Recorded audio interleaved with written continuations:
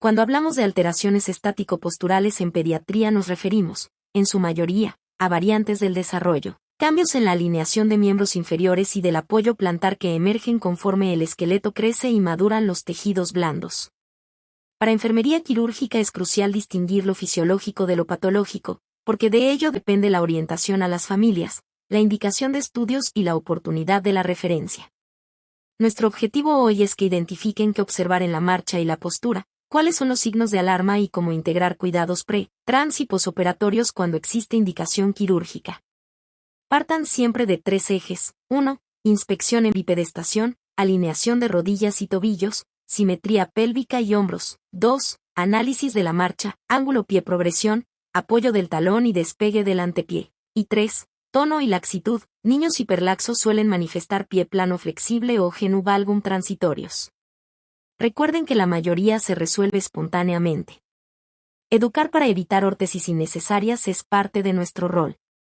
Red flags para derivar: dolor persistente o nocturno, rigidez, deformidad no reductible, asimetría marcada, progresión rápida, claudicación, limitación de abducción / diagonal, rotación de cadera o antecedentes neuromusculares. En estos escenarios sí puede estar indicado el estudio por imagen. Desde enfermería, valoren IMC y hábitos posturales, revisen calzado desgastado de forma asimétrica, documenten con fotos seriadas y orienten ejercicios lúdicos de fortalecimiento y estiramiento, además de control de peso.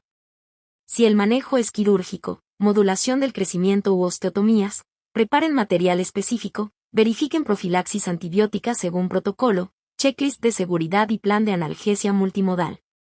En el posoperatorio, vigilen dolor, perfusión distal, edema, integridad del vendaje y adherencia a fisioterapia. Mensaje clave: informar, tranquilizar y acompañar. La educación familiar es tan terapéutica como la cirugía cuando corresponde. En esta lámina nos adentramos en las desviaciones del eje de las extremidades inferiores. El eje normal, que conecta la cadera, rodilla y tobillo, varía según la edad del niño, por lo que es fundamental reconocer que corresponde a una fase fisiológica y que constituye una alteración patológica. Durante los primeros 2 años es común observar genu varo, piernas arqueadas, que suele corregirse de forma espontánea hacia los 3 o 4 años, dando paso a un genu valgo transitorio, rodillas en X, que alcanza su máxima expresión entre los 4 y 7 años. A partir de los 8 años, la alineación debe tender hacia un eje neutro o con ligero valgo fisiológico. Enfermería quirúrgica debe tener claro que no toda desviación requiere cirugía. Muchas veces el rol de la enfermera está en la educación familiar, explicando que se trata de variantes evolutivas normales, evitando la angustia innecesaria y el uso de dispositivos inadecuados. Sin embargo, hay que identificar criterios de alarma, asimetría entre ambas extremidades, desviaciones que progresan en lugar de corregirse, dolor persistente, rigidez articular o compromiso funcional en la marcha. Estos signos obligan a derivar al ortopedista para un abordaje integral. En el quirófano, cuando la desviación se considera patológica y requiere corrección mediante técnicas como la epifisiodesis guiada o incluso osteotomías, la enfermería participa en la preparación del paciente pediátrico, que incluye control de signos vitales, valoración del estado nutricional e hidratación, así como el acompañamiento emocional del niño y su familia. El cuidado posoperatorio exige vigilancia estricta de la perfusión distal, control del dolor y orientación para la rehabilitación. En conclusión, conocer la evolución normal del eje permite diferenciar lo fisiológico de lo patológico y orientar oportunamente los cuidados, reduciendo complicaciones y favoreciendo un pronóstico funcional adecuado. La etiología de las alteraciones estático-posturales en pediatría puede dividirse en 3 grandes grupos: variantes del desarrollo, hiperlaxitud ligamentaria y factores modificables. Entender esta clasificación es fundamental para el personal de enfermería quirúrgica, pues permite identificar cuando se trata de una condición fisiológica que requiere solo observación y orientación, y cuando estamos frente a un problema que precisa atención especializada o incluso corrección quirúrgica. En primer lugar, las variantes del desarrollo corresponden a etapas normales del crecimiento esquelético. Como vimos, el genu varo inicial de los primeros años o el genu valgo alrededor de los 4 a 7 años forman parte de un proceso natural. De igual manera, la marcha con anteversión femoral o el pie plano flexible son expresiones de un sistema musculoesquelético en maduración. El rol de la enfermería aquí es brindar tranquilidad, documentar la evolución y explicar a los padres que la mayoría de estos cambios se resuelven con el tiempo. En segundo lugar, la hiperlaxitud ligamentaria es un rasgo constitucional que facilita la aparición de deformidades posturales transitorias. Estos niños suelen presentar hipermovilidad articular, mayor tendencia a esguinces y pies planos. Aunque la mayoría no requiere cirugía, es importante instruir sobre ejercicios de fortalecimiento y cuidado durante la actividad física. Por último, los factores modificables como la obesidad infantil, los hábitos posturales inadecuados, sentarse en W, cargar mochilas pesadas, y la falta de actividad física influyen directamente en la alineación. Enfermería debe detectar y educar sobre estos aspectos, ya que la corrección de los mismos puede prevenir la progresión de la deformidad. En casos menos frecuentes, estas alteraciones son secuelas de enfermedades neuromusculares, lo que exige una vigilancia estrecha y abordaje multidisciplinario. En conclusión, reconocer la etiología permite orientar la prevención, guiar los cuidados y colaborar activamente con el equipo quirúrgico en aquellos pacientes que sí requieran intervención. El diagnóstico de las alteraciones estático-posturales se apoya principalmente en la evaluación clínica detallada. Para enfermería quirúrgica, esto implica adquirir la capacidad de observar con ojo crítico la postura y la marcha del niño. En bipedestación, se valora la alineación global del eje mecánico de las extremidades, si las rodillas se aproximan o separan de manera anormal, si los tobillos muestran colapso medial o si existe desnivel pélvico. El análisis de la marcha es igualmente esencial. Se observa el ángulo pie-progresión, es decir, hacia donde apunta el pie al avanzar, así como la simetría en la longitud del paso y la manera en que se realiza el apoyo plantar. Entre las pruebas específicas destaca el test de Jack, útil para diferenciar un pie plano flexible de uno rígido. Al elevar el primer dedo, debe aparecer el arco plantar si se trata de la variante flexible.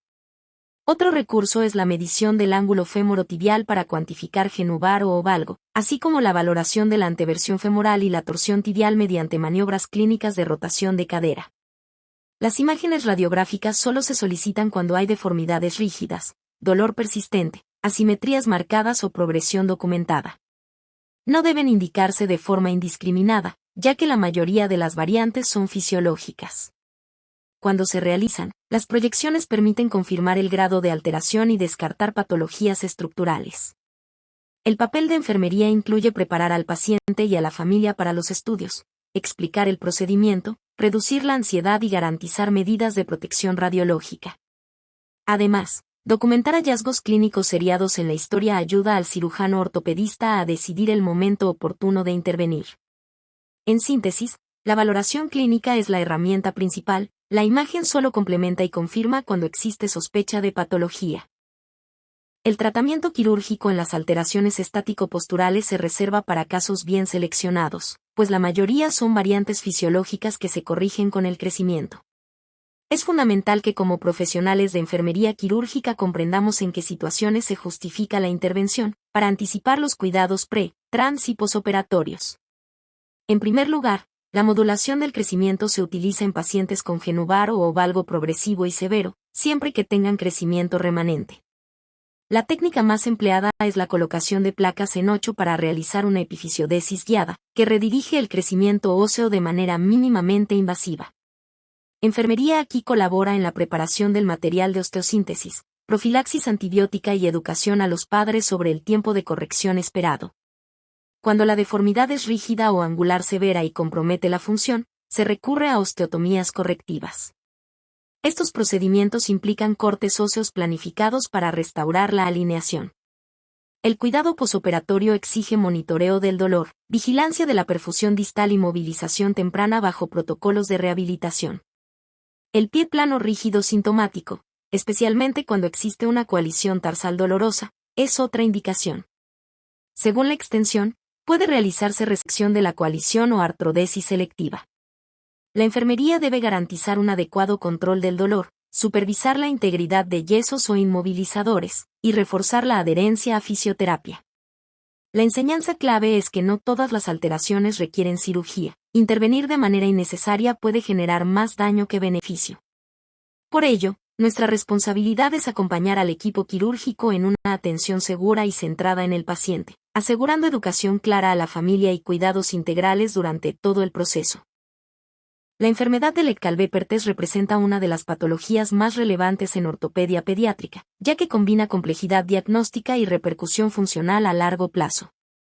Se trata de una necrosis avascular idiopática de la cabeza femoral que conduce a la pérdida temporal de viabilidad ósea, con fases posteriores de fragmentación y remodelación. Esta secuencia patológica condiciona deformidad, dolor y limitación de la movilidad si no se diagnostica y trata oportunamente.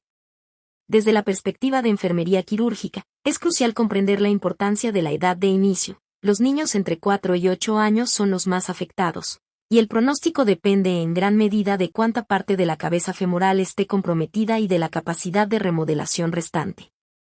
El cuadro clínico suele iniciar con cojera indolora o dolor referido a la ingle, el muslo o incluso la rodilla, lo que muchas veces retrasa la sospecha diagnóstica.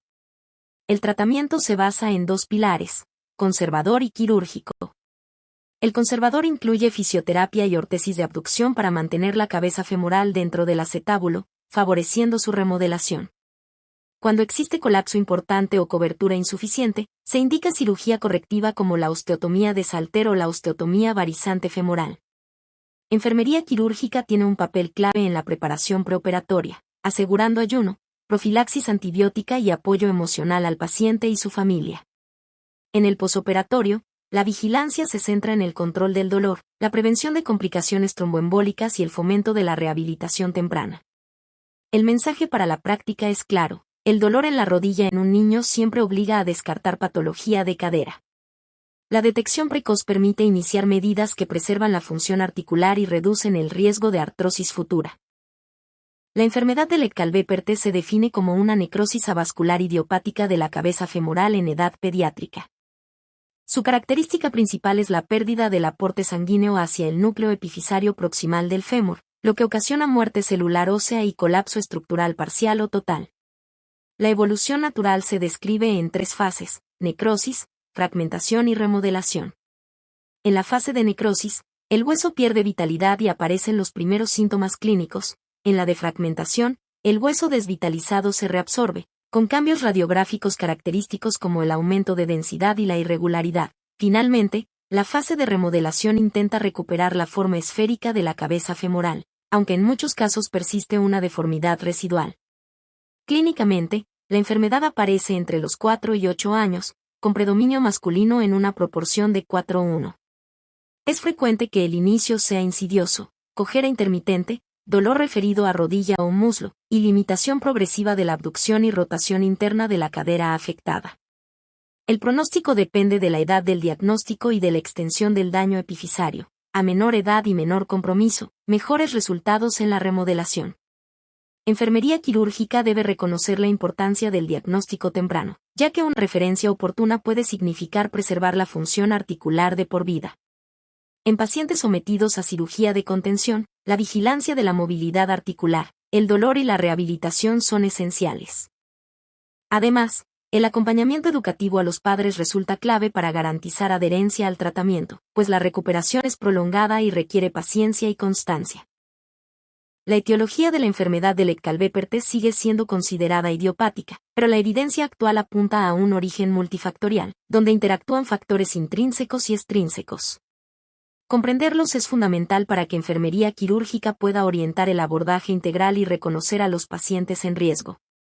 Entre los factores intrínsecos, destacan los problemas en la perfusión vascular de la cabeza femoral, que generan una reducción en el flujo sanguíneo y predisponen a la necrosis. También se han identificado estados de trombofilia hereditaria, que aumentan la tendencia a microtrombosis en los vasos epifisarios. A esto se suman la susceptibilidad genética y los antecedentes familiares, que sugieren un componente hereditario. En cuanto a los factores extrínsecos, se ha observado asociación con la exposición al humo de tabaco, ya sea en la madre durante el embarazo o en el ambiente del niño, así como con la práctica intensa de actividades físicas que provocan microtraumatismos repetitivos. También influyen las condiciones socioeconómicas, ya que la incidencia parece ser mayor en poblaciones con acceso limitado a servicios de salud, lo que retrasa el diagnóstico. Para el personal de enfermería quirúrgica, estos datos se traducen en la necesidad de realizar una valoración integral del paciente y su entorno. Identificar antecedentes familiares de trombofilia, hábitos de exposición al tabaco y factores ambientales ayuda a orientar la prevención secundaria y la educación a los padres. Además, en el perioperatorio, los pacientes con riesgo trombótico requieren medidas especiales de vigilancia, como control estricto de la movilidad postquirúrgica y medidas de prevención de complicaciones vasculares. En síntesis, aunque no existe una causa única, reconocer la interacción de estos factores nos permite comprender la complejidad de la enfermedad y planificar cuidados quirúrgicos y de seguimiento más personalizados. El diagnóstico de la enfermedad de Legg-Calvé-Perthes se fundamenta en la combinación de la evaluación clínica con estudios de imagen. Desde el punto de vista clínico, los signos iniciales más comunes son la cojera intermitente, el dolor referido a ingle, muslo o rodilla, y la restricción progresiva de los movimientos de abducción y rotación interna de la cadera. Este último hallazgo es uno de los indicadores más importantes y debe explorarse siempre que un niño consulte por dolor en la rodilla, pues puede tratarse de una manifestación secundaria de patología en la cadera. En las imágenes, la radiografía convencional sigue siendo el estudio inicial. Los signos clásicos incluyen el signo de Caffey, que se observa como un aumento de la densidad de la cabeza femoral, y el signo del menisco, que corresponde a un área radiolúcida subcondral. Existen además clasificaciones específicas como la de Cateral y la de Herring, que permiten estimar el grado de compromiso epifisario y orientar el pronóstico. La resonancia magnética se reserva para etapas tempranas o casos dudosos, ya que permite detectar edema y necrosis antes de que se evidencien cambios radiográficos. Esta herramienta es de gran valor porque posibilita un diagnóstico más precoz y, con ello, un abordaje terapéutico oportuno. El rol de enfermería quirúrgica en este contexto es preparar y acompañar al paciente en la realización de los estudios, asegurando medidas de confort, explicando a los padres la importancia de la evaluación, y garantizando la seguridad radiológica en caso de rayos X. Posteriormente, es importante documentar la evolución clínica y apoyar al equipo médico en la toma de decisiones terapéuticas. El abordaje terapéutico de la enfermedad de Legg-Calvé-Perthes se centra en el principio de contención, es decir, mantener la cabeza femoral dentro del acetábulo durante el proceso de remodelación. Este objetivo busca favorecer la recuperación de la forma esférica y prevenir la deformidad residual que podría evolucionar hacia artrosis precoz. El tratamiento conservador se indica en casos con buen pronóstico, especialmente en niños pequeños y con afectación limitada. Incluye el uso de órtesis de abducción, fisioterapia para preservar la movilidad articular y ejercicios dirigidos a fortalecer musculatura periarticular. Aquí la labor de enfermería quirúrgica consiste en orientar a los padres sobre el uso correcto de las órtesis, supervisar la tolerancia del niño y fomentar la adherencia a las rutinas de rehabilitación. Cuando la cobertura acetabular es insuficiente o el colapso de la cabeza femoral es significativo, se recurre al tratamiento quirúrgico. Las técnicas más comunes son la osteotomía de Salter, que mejora la cobertura acetabular mediante un corte inominado, y la osteotomía varizante femoral, que posiciona la cabeza dentro del acetábulo y optimiza el moldeado esférico. El personal de enfermería debe prepararse para procedimientos que implican tiempo quirúrgico prolongado, instrumentación ortopédica específica y cuidados anestésicos pediátricos. El posoperatorio demanda una vigilancia estrecha, control del dolor con analgesia multimodal, observación de la perfusión distal y cuidados de la herida quirúrgica. Además, es fundamental coordinar la transición hacia fisioterapia, asegurando que el paciente inicie ejercicios de movilidad progresiva en el momento indicado. En síntesis, el tratamiento busca preservar la función articular a largo plazo y mejorar la calidad de vida. Para enfermería quirúrgica, la clave está en acompañar al niño y su familia durante todo el proceso, brindando seguridad, confianza y continuidad en los cuidados. La epifisiolisis femoral proximal, conocida también como SCFE por sus siglas en inglés, es una urgencia ortopédica en la adolescencia que requiere detección y tratamiento inmediato. Se caracteriza por el deslizamiento de la epífisis femoral proximal hacia posterior e inferior respecto de la metáfisis, a través de la placa de crecimiento. Es más frecuente en adolescentes con sobrepeso, sobre todo en varones, y suele manifestarse durante periodos de crecimiento acelerado. Existen dos formas de presentación: el deslizamiento agudo, desencadenado incluso por traumatismos menores, y el deslizamiento crónico, de evolución insidiosa con claudicación progresiva. La clasificación más importante es la que diferencia los casos estables. El paciente aún puede caminar, aunque sea con ayuda, de los inestables, en los que la deambulación es imposible por dolor intenso. Esta diferencia es crítica porque determina tanto el pronóstico como la urgencia del tratamiento quirúrgico. Para enfermería quirúrgica, es indispensable reconocer los signos clínicos, dolor referido a la rodilla, limitación de la movilidad de cadera y el signo de Dreman, que consiste en la rotación externa automática y abducción de la cadera al intentar flexionarla. En la práctica, esto debe levantar la sospecha inmediata y motivar la referencia al ortopedista. En el quirófano, el tratamiento estándar es la fijación in situ con tornillo canulado, cuyo objetivo es estabilizar la epífisis y evitar mayor desplazamiento. El cuidado posoperatorio requiere monitoreo del dolor, vigilancia de la perfusión y prevención de complicaciones como necrosis avascular. Además, en pacientes con alto riesgo, se valora la profilaxis contralateral mediante fijación preventiva. La enseñanza central es que la epifisiolisis es una urgencia relativa. Cuanto antes se estabilice, menor será el riesgo de complicaciones y mayor la probabilidad de conservar una cadera funcional a largo plazo. La epifisiolisis femoral proximal se define como el deslizamiento posteroinferior de la epífisis femoral sobre la metáfisis, a través de la fisis o placa de crecimiento.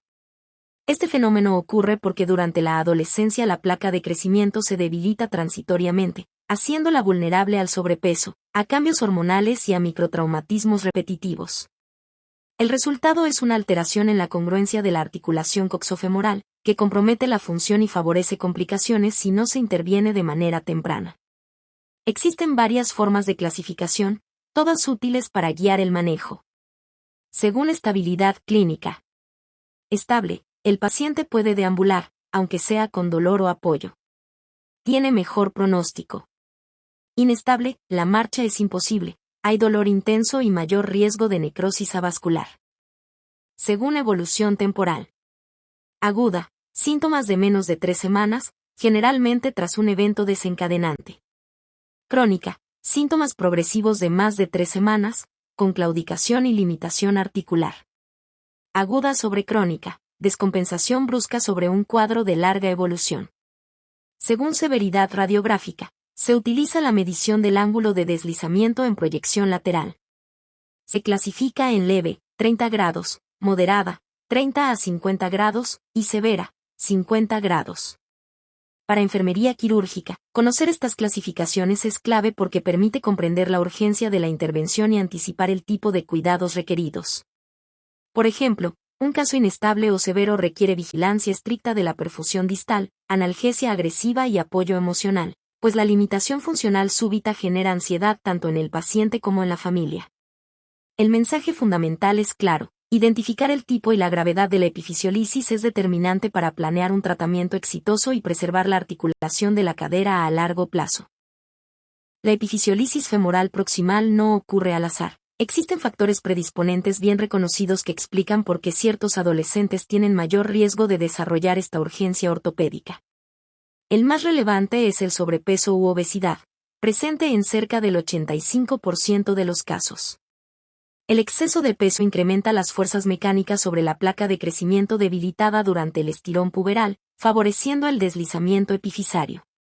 Otro grupo de factores importantes son las endocrinopatías. Trastornos como el hipotiroidismo, el déficit de la hormona de crecimiento y alteraciones del metabolismo sexual o de la pubertad retrasada contribuyen a una debilidad estructural de la fisis. Aunque representan un menor porcentaje de casos, siempre deben considerarse, sobre todo cuando la epifisiolisis ocurre en edades atípicas o en pacientes no obesos. El sexo masculino también es un factor de riesgo, con una proporción aproximada de 3:1 respecto a las mujeres. Esta diferencia puede explicarse por la mayor rapidez y magnitud del crecimiento en varones durante la adolescencia, lo que somete a la fisis a tensiones más intensas.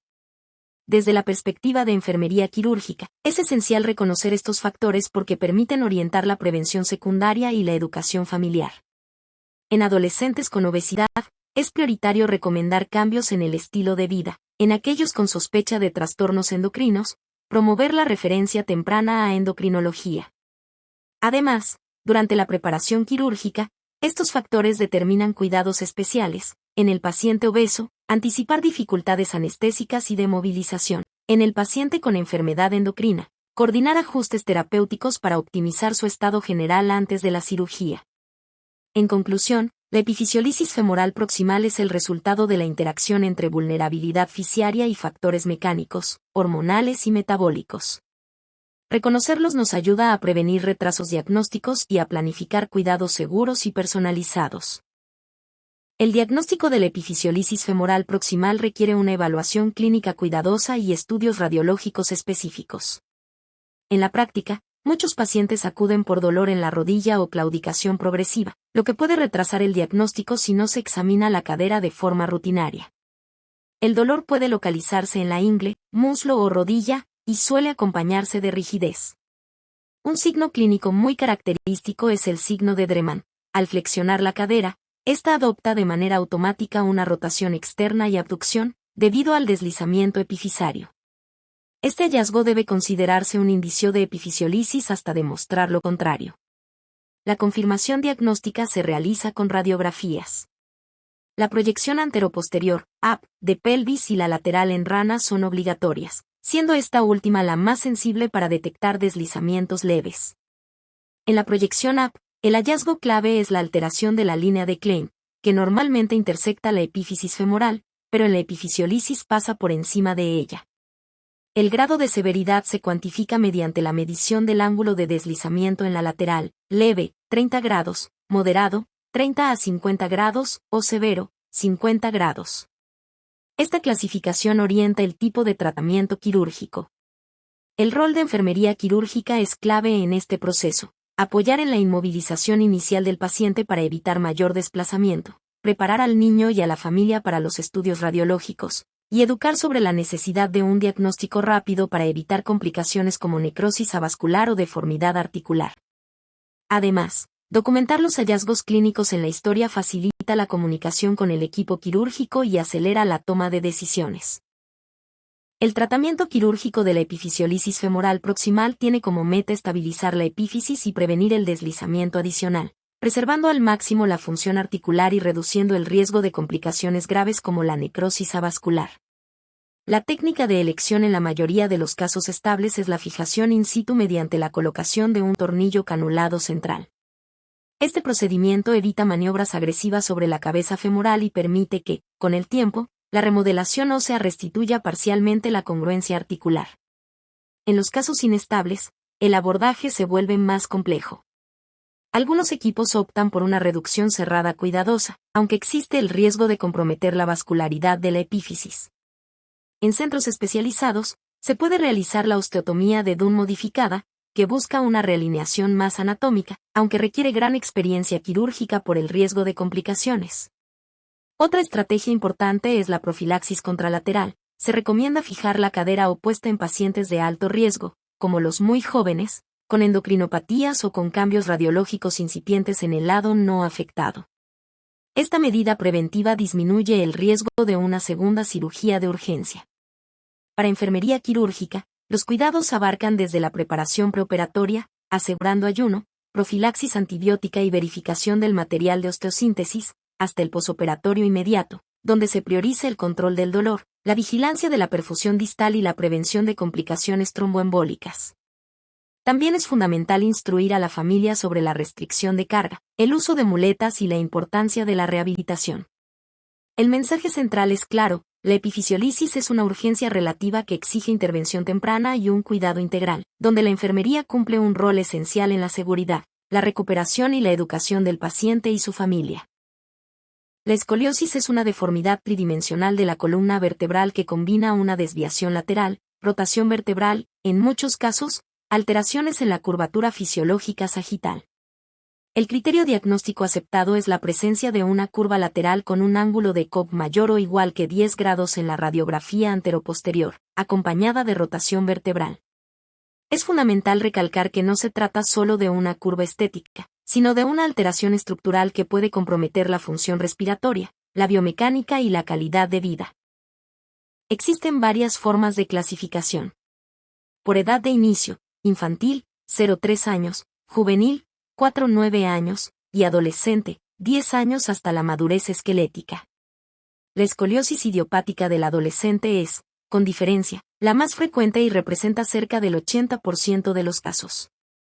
Por etiología: estructurales, idiopática, congénita, neuromuscular, sindrómica, y no estructurales o funcionales, estas últimas reversibles al corregir la causa, como desigualdad en la longitud de las piernas. Por severidad, leve, 20 grados, moderada, 20 a 40 grados, y severa, 40 a 45 grados, clasificación que orienta el tratamiento conservador o quirúrgico. Para enfermería quirúrgica es clave diferenciar la escoliosis idiopática, que surge en adolescentes sanos y progresa durante el crecimiento, de las formas congénitas y neuromusculares, que suelen ser más complejas y requieren abordajes quirúrgicos extensos. Además, entender la clasificación ayuda a planificar cuidados perioperatorios según la magnitud de la curva, la edad del paciente y las comorbilidades asociadas. En resumen, la escoliosis no debe considerarse únicamente como un problema estético. Su clasificación y diagnóstico temprano permiten planificar un manejo individualizado que puede ir desde la observación y el uso de corsés hasta cirugías de alta complejidad. El rol de la enfermería es garantizar la seguridad, educación y acompañamiento en cada una de estas etapas. La escoliosis es una deformidad compleja cuyo origen puede variar desde causas idiopáticas hasta alteraciones estructurales bien definidas. Comprender la etiología es esencial para orientar el diagnóstico, el pronóstico y el plan terapéutico. La forma más común es la escoliosis idiopática, que representa alrededor del 80 a 85% de los casos. Su origen exacto aún no está completamente aclarado, pero se acepta que es multifactorial, con una fuerte influencia genética. Se han identificado genes candidatos que afectan el crecimiento óseo, el control neuromuscular y la biomecánica de la columna. También se postulan teorías relacionadas con desequilibrios hormonales, asimetrías del crecimiento y alteraciones neuromusculares subclínicas. La escoliosis congénita aparece por malformaciones vertebrales durante la embriogénesis, como hemivértebras, defectos de formación o barras, defectos de segmentación. Estas curvas suelen progresar de manera rápida y requieren un seguimiento estrecho, pues la cirugía temprana es la única forma de evitar deformidades graves. La escoliosis neuromuscular ocurre en pacientes con enfermedades como parálisis cerebral, distrofia muscular de Duchenne o atrofia muscular espinal. En estos casos, el desequilibrio muscular progresivo conduce a colapso espinal, alteraciones posturales severas y compromiso funcional. Existen además formas sindrómicas, asociadas a síndromes genéticos como Marfan o neurofibromatosis, donde la escoliosis es parte de un cuadro clínico más amplio. Para enfermería quirúrgica, identificar la etiología permite anticipar el tipo de abordaje. Por ejemplo, un paciente neuromuscular requerirá mayor apoyo respiratorio y cuidados de sedestación posoperatorios, mientras que en la idiopática adolescente el énfasis estará en la prevención de progresión y en la educación sobre el uso del corsé. En conclusión, entender las distintas causas de escoliosis no solo facilita la toma de decisiones médicas, sino que también guía la planificación de cuidados individualizados y seguros. El diagnóstico de la escoliosis exige un enfoque integral que combine la evaluación clínica con estudios de imagen. En la exploración inicial, el tamizaje clínico mediante el test de Adams es una herramienta sencilla y útil. El paciente se inclina hacia adelante, y el examinador observa la presencia de una jiba costal o asimetrías en el tronco. Este procedimiento se utiliza incluso en programas escolares de detección temprana. Si se sospecha escoliosis, la valoración radiográfica es indispensable. Se realizan radiografías panorámicas de columna en bipedestación, en proyección anteroposterior y lateral. El objetivo es medir el ángulo de Cobb, que define la magnitud de la curva, así como analizar el balance global de la columna y la pelvis. Además, se evalúa la maduración esquelética mediante el signo de Risser, que refleja el grado de osificación de la cresta ilíaca y permite estimar el potencial de progresión de la curva. En casos atípicos, como dolor significativo, curvas torácicas izquierdas o signos neurológicos asociados, está indicada la resonancia magnética para descartar anomalías medulares. Desde el punto de vista de enfermería quirúrgica, este protocolo implica acompañar al paciente en cada etapa, explicando los procedimientos, reduciendo la ansiedad y asegurando las medidas de protección radiológica.